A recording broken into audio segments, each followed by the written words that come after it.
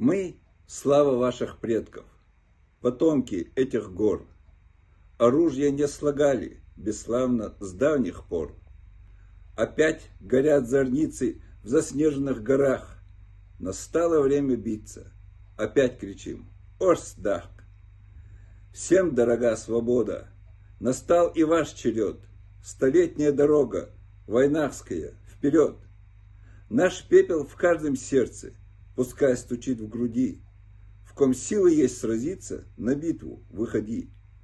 3 месяца терпения, смирения позади. Коль мира не хотите, отведайте войны.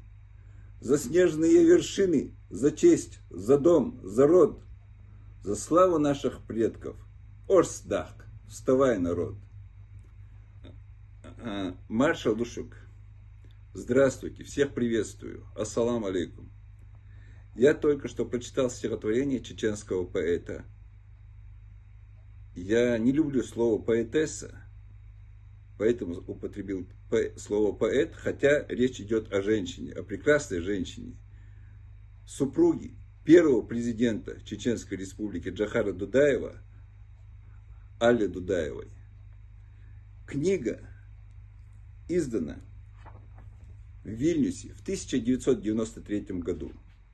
Но удивительно другое, что эта книга мне попала в руки только сейчас. До сих пор она была в оккупированной Чечне,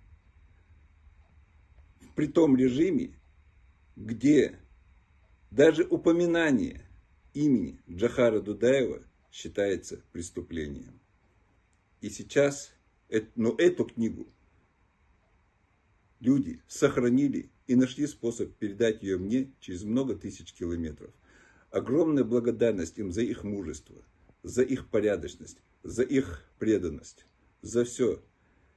Но самое главное, самое удивительное в этой книге, для меня, что дорого уже лично для меня, эта книга была подарена в 23 февраля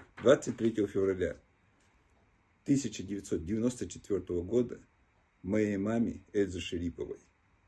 И надпись автор Алла Дудаева сделала такую: «Дорогой Эльзе, с благодарностью и признательностью на добрую память. Дудаева, 23 февраля 1994 года. На первый взгляд слаба, нежна, но в сердце мужество орла». Вот. Сейчас я хочу обратиться к автору, поэту Алле Дудаевой. Дорогая Алла, огромное спасибо вам за то, что вы есть, за то, что вы всегда остаетесь с нашим народом и в беде, и в радости, и за то, что так оценили мою маму, и такие добрые, прекрасные слова ей сказали, и за ваши прекрасные, замечательные стихи. В свою очередь, Алла, я хочу прочитать вам стихотворение. Я его написал другой женщине, посвящал, своей тете, Лоре Герман. Она тоже пишет стихи. Но я убежден, Лора не будет против, если я его прочитаю вам. Называется стихотворение «Женщина-поэт».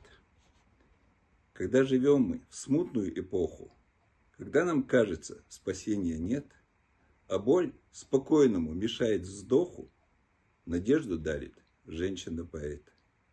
Когда мораль забыта целым миром, а совесть просит честно дать ответ, и лживым восторгаемся кумиром, нам слезы кажет женщина-поэт. Не замечая слез, когда смеемся, и камни ангелам бросаем вслед, в безумие зловещее мы рвемся, но нас спасает женщина-поэт.